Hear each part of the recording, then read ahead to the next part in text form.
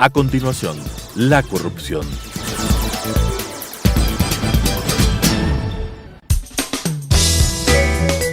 Clasificación B, bajo supervisión de un adulto. Son de exclusiva responsabilidad de sus autores y de quienes intervienen en ellos.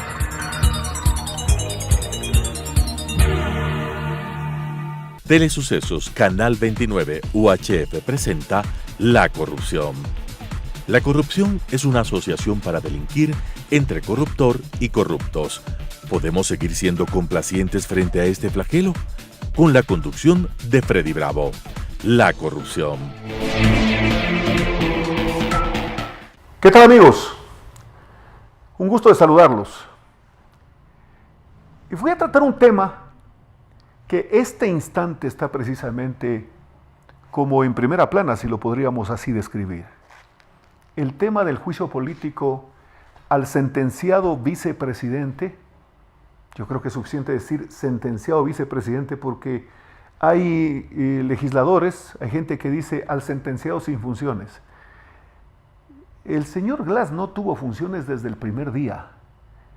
Algún encargo le hizo el presidente Moreno y a las pocas horas o a los pocos días le retiró todas las funciones. Y ustedes recordarán que en uno de esos días viajó por la noche desde Quito a Guayaquil en una camioneta blanca e hizo un video y decía: estoy aquí sin funciones, me han quitado el avión, me han retirado los tickets de avión, me han retirado la seguridad. Una cosa impresentable, pero lo hizo.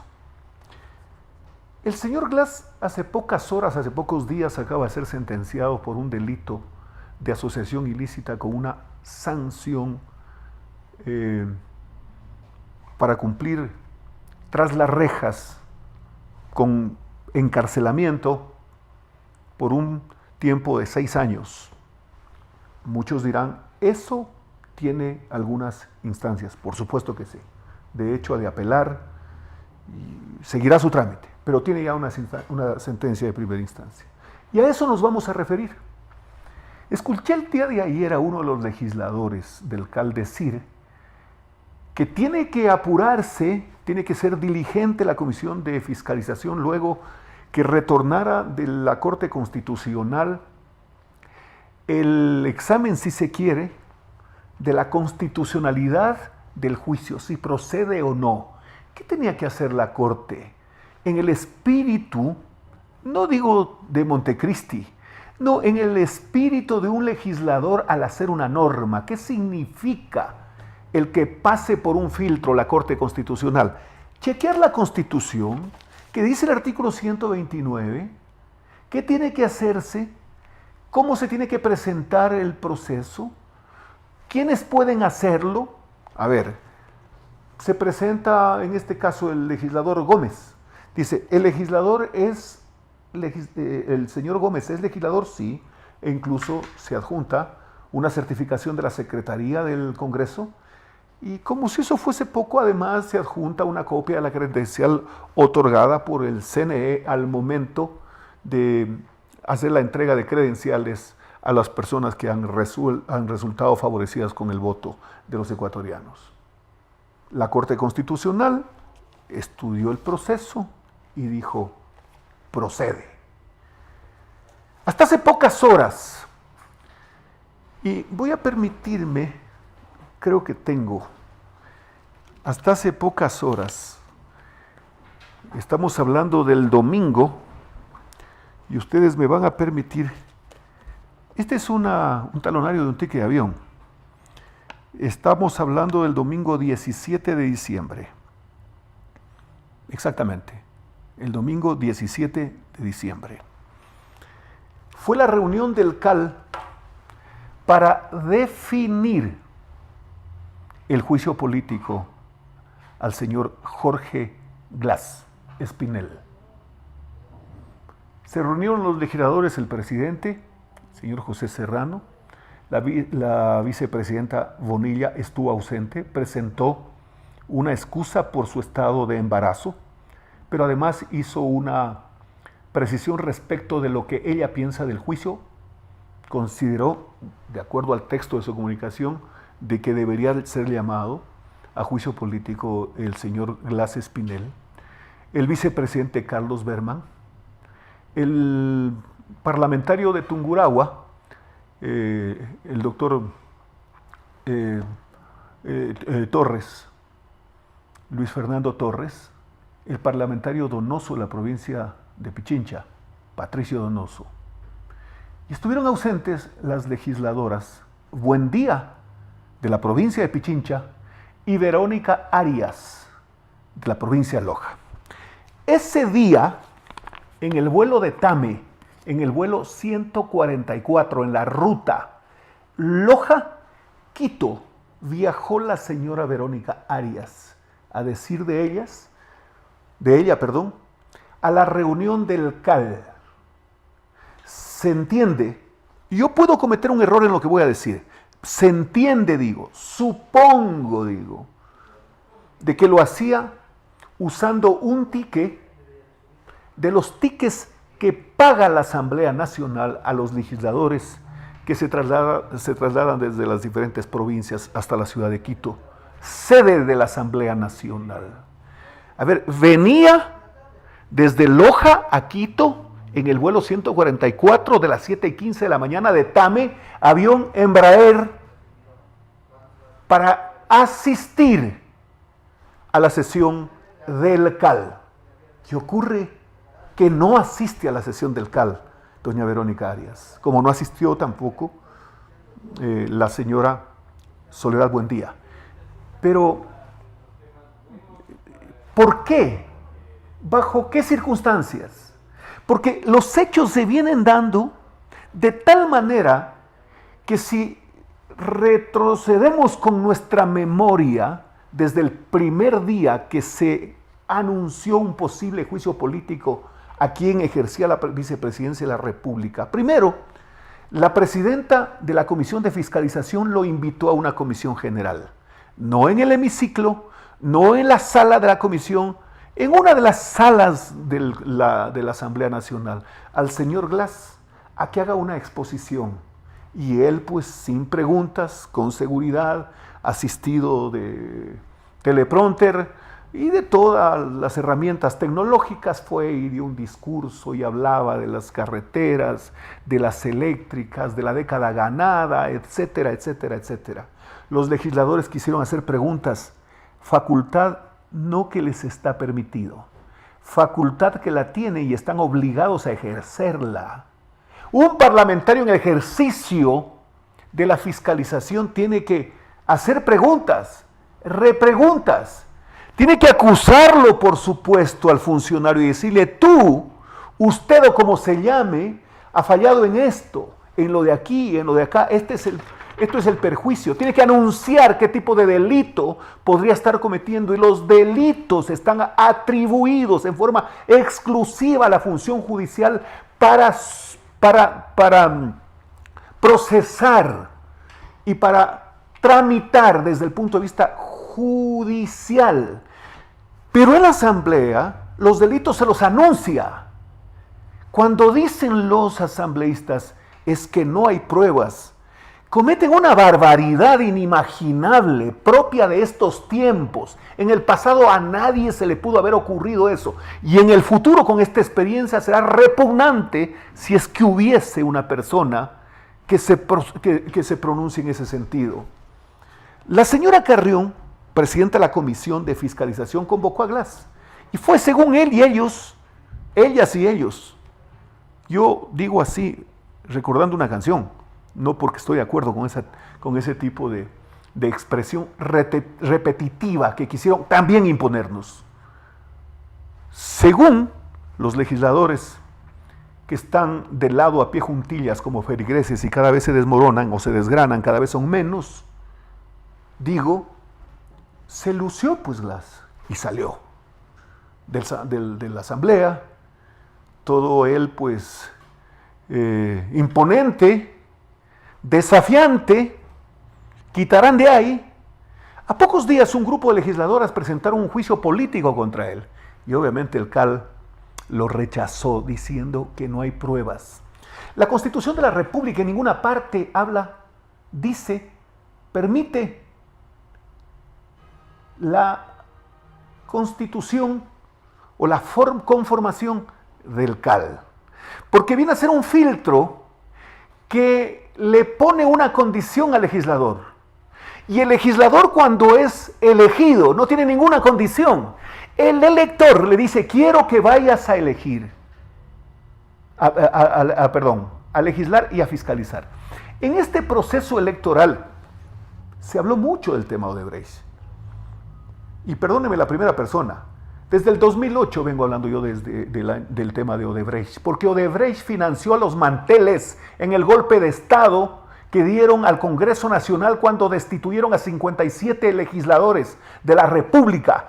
¿Quiénes fuimos elegidos y el número de votos en favor de los legisladores electos es mayor al número de votos que obtuvo el señor Rafael Correa en la primera vuelta, que la perdió frente a Álvaro Noboa? Dicho sea de paso, el inganable perdió la primera vuelta. Entonces, los legisladores o los candidatos a legisladores en este proceso 2017, febrero, hablaron más o menos de este tema. Digo más o menos porque, vuelvo y repito, lo conozco el tema, más o menos hablaron del tema. Como desde el 2009 al 2013, muy poco dijeron del tema.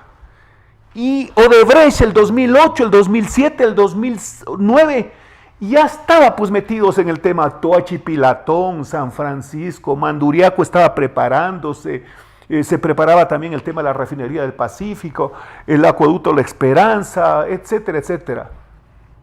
Entonces,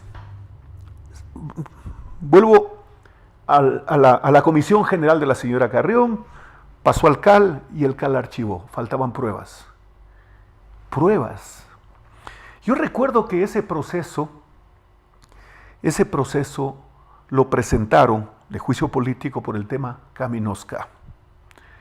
Yo no voy a hacer una crítica a los legisladores que presentaron eso.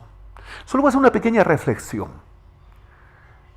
Habría sido espectacular si demoraban un poquito, unos días. Y en esos días salía, si tanto querían pruebas, la resolución de la Contraloría General del Estado, la determinación con indicios de responsabilidad penal con el caso Singue, y habríamos tenido este proceso antes, porque se les habría terminado el pretexto. Bueno, no tengo duda, y ustedes a lo mejor coinciden conmigo, que habrían dicho sí, pero eso tiene que ir a juicio. Y el juicio penal tiene que terminarse, y cuando se termine el juicio penal, recién podemos ir a juicio político. Mire usted la barbaridad a la que hemos llegado con ese criterio, pero no es porque realmente significa un criterio producto de un análisis y de un convencimiento, de una lectura y de un estudio de la normativa, no. Es porque el CAL se convirtió o lo convirtieron o lo hicieron para que sea un anillo de seguridad donde se estrelle cualquier posibilidad de fiscalización. Porque de ahí no pasa, pues. Luego hubo otro intento y así mismo pararon el proceso. También hubo intento contra un exministro que entiendo que luego continuarán con él por el tema de las violaciones a niños y niñas en las escuelas. Y hoy se reúnen el domingo 17. Tengo que referirme en forma reiterada a la legisladora Arias. Ella vino porque yo también volé en ese avión a la sesión y no asistió. Se estaba analizando, escuché más de un criterio y yo comparto muchas cosas, pero hay una adicional. Los funcionarios del CAL, el CAL no está previsto en la Constitución. Los funcionarios del CAL, repito, el CAL no está previsto en la Constitución. Cualquier norma que vaya en contravía a la Constitución no existe. Pero los parlamentarios que van al CAL, excepto las tres autoridades, porque las tres autoridades son parte de esto que llaman CAL por su condición de autoridades, presidente y vicepresidentes. Pero los demás legisladores tienen una obligación administrativa. En esa resolución no están protegidos por la inmunidad parlamentaria, porque es un asunto de trámite. Y ellos no son tramitólogos, son legisladores para legislar y para fiscalizar. Y si en su condición de tramitadores en una instancia que no esté establecida en la Constitución ponen obstáculos para un proceso de fiscalización, bien podrían ser observados por la autoridad de control, porque primero usan fondos públicos. Quiero comentarles, este no es un chisme ni mucho menos. Según conozco, los legisladores del CAL, por decisión administrativa, tienen un vehículo con chofer que los moviliza obviamente en el sitio donde se ejercen sus funciones en el CAL, es decir, en la ciudad de Quito. Yo no he conocido que el CAL va a reunirse en Tulcán, ni que se reúne en Salinas, ni que se reúne en Puerto Viejo, ni que se reúne en Crucita, ni en Cariamanga, ni en Santa Marta de Cuba, ni en el Puyo, ni en Macas. No conozco.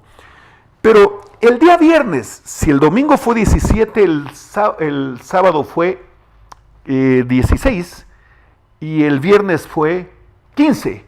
El viernes 15 la legisladora Arias llegaba a Loja y yo también usé ese vuelo por temas particulares. Y ocurre que un carro de la asamblea la esperaba en el aeropuerto de Catamayo. Un asambleísta del CAL tiene vehículo para llevarlo el fin de semana a su provincia. ¿Qué puede hacer un carro el fin de semana en su provincia? Que lo manden al chofer al mercado para asuntos domésticos. Para eso les dan vehículo. Y claro, esto fue el viernes 15 y el domingo 17. El viernes 15 y el domingo 17 retornaba a Quito para asistir al CAL y no asistió. Pero igual el CAL, con el voto de los dos del presidente y vicepresidente Berman, Luis Fernando Torres y Patricio Donoso, resolvieron llamar a juicio, dar trámite y enviar a la Corte Constitucional. Yo quiero terminar con esto. Diciendo lo siguiente. El juicio es extemporáneo. ¿Quién va a autorizar que el señor Glass vaya al Congreso a defenderse? Algún juez va a hacerlo y solo un juez puede hacerlo. Que la señora ministra de Justicia podría autorizar. No. Ella puede autorizar solo que un preso, un prontuariado, un sentenciado pase de una cárcel a otra por seguridad. Sí. Y con más seguridad de la que hasta el momento ha venido ocurriendo, porque no se olviden lo que dijo el presidente de la República respecto del autor material del asesinato execrable en Loja de una niña menor de edad hace pocos días, Emilia, si no estoy en un error. Cuando llegando a la cárcel de Turín es asesinado el señor autor material de este delito, que seguramente tenía mucho que contarnos, y el presidente de la República ha dicho en su forma de decir las cosas y de poner el sitio a la gente, en mi opinión, de renunciar a la gente, parece que lo dieron suicidando. Eso tiene que hacer la ministra de Justicia, ordenar el traslado de un delincuente a una cárcel de máxima seguridad, etcétera, etcétera. Pero no puede ordenar que vaya el señor Glass a defenderse. ¿En qué ley está establecido eso? ¿En qué ley existe? ¿Qué norma le permite? La ley es un mandato de voluntad soberana que prescrita por la Constitución manda, prohíbe o permite. ¿En qué norma le manda? ¿En qué norma le permite? Ninguna. Solo un juez puede ordenar el movimiento de un detenido. ¿Para qué? A la función judicial por temas procesales, a una casa de salud por temas de salud, pero que vaya a defenderse en un juicio político, imposible. Segundo, si se inicia el juicio y no lo dejan ir al señor Glass, el señor Glass va a decir que le están coartando su derecho a la defensa y va a guardar eso en un cofre para intentar algo en los organismos que durante 10 años han trapeado el piso con los organismos como es la Comisión Interamericana de Derechos Humanos, la OEA, etc. Cualquier posibilidad supranacional de observación del correísmo era inmediatamente en la sabatina vilipendiada. Entonces, ¿qué pasaría, me pregunto, si va al juicio y no hay los votos para censurarlo? ¿No será que con eso el señor Glass puede decirle al mundo que los representantes del pueblo, de la voluntad popular, que representan a todos y cada uno de nosotros, han dicho que es inocente? Por eso es que primero es el juicio político. Recuerdo las resoluciones históricas de los juicios políticos. Resuelve el Congreso Nacional, se decía. 1. Censurar y destituir al funcionario por tales y tales y tales y tales motivos que han sido esgrimidos en el debate, en el proceso y en el juicio. 2. Envíese los documentos, se decía, a la función judicial para que inicie los procesos correspondientes. Pero es lógico. ¿Qué sentido tiene un juicio político cuando ya ha sido sentenciada una persona? Podría incluso hasta entenderse sin intención que la persona que lo ejerce, y otros podrían hacerlo con intención. Digo, un juicio político luego de un juicio penal, cuando quedan todavía instancias, podría hasta entenderse como una interferencia judicial. Interferencia porque las asambleístas decían, no hay pruebas. ¿Quiénes son ellas para analizar las pruebas? Que las pruebas tienen que ser manejadas de conformidad con la Constitución por el fiscal en la parte previa, en la investigación fiscal, que le está facultado en forma exclusiva como titular eficiente de la investigación penal, solo el fiscal. Cada vez que un parlamentario, llámese como se llame, hable de pruebas, de existencia o no de las mismas, en un proceso de fiscalización, está hablando una barrabasada, está cometiendo una insolencia, está realmente convirtiéndose en un mal ejemplo para los estudiantes, las nuevas generaciones y para la historia misma de la República. El señor Glass en este momento no debería, a mí se me ocurre que los tiempos no dan, pues, porque recién llegó ayer al presidente de la Asamblea. El presidente de la Asamblea envía a la presidenta de la Comisión de Fiscalización. La Comisión de Fiscalización tiene que notificar al vicepresidente, quien personalmente o a través de su abogado podría presentar las pruebas de descargo. ¿Qué pasaría si es que el señor Glass llega a la Asamblea y no hay los votos para la censura? ¿Alguien se ha puesto a pensar en eso?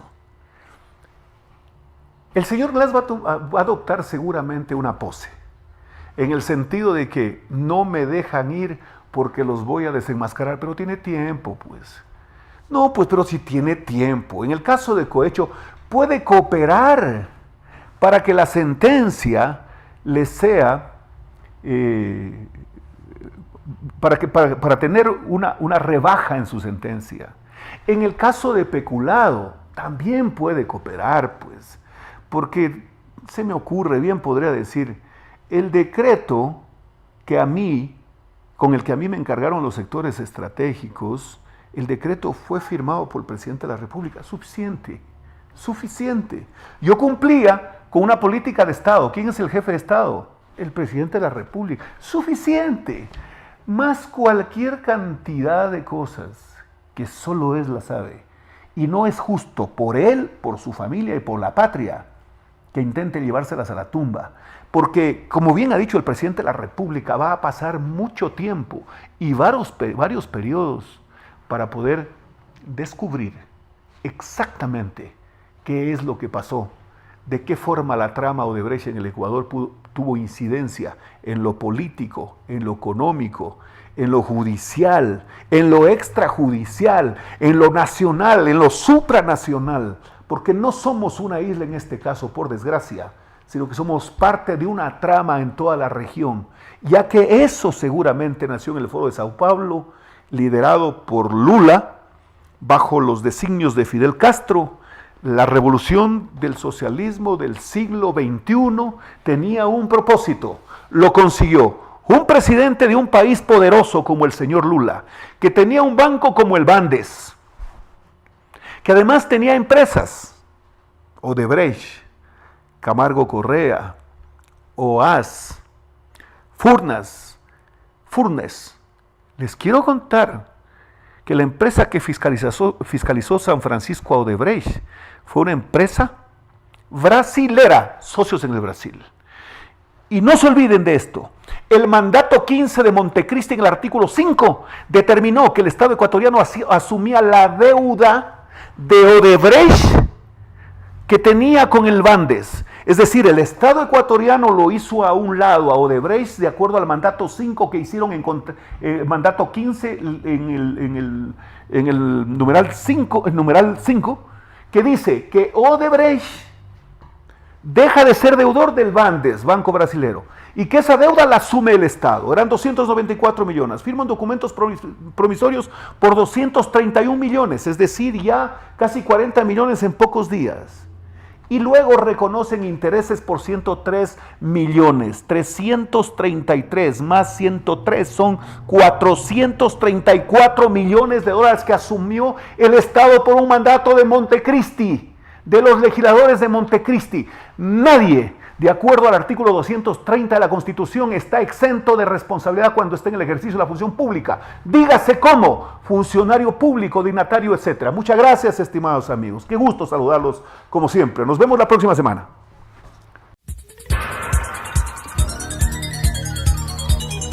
Las opiniones vertidas en este espacio por la producción y dirección del programa son de exclusiva responsabilidad de sus autores y de quienes intervienen en ellos.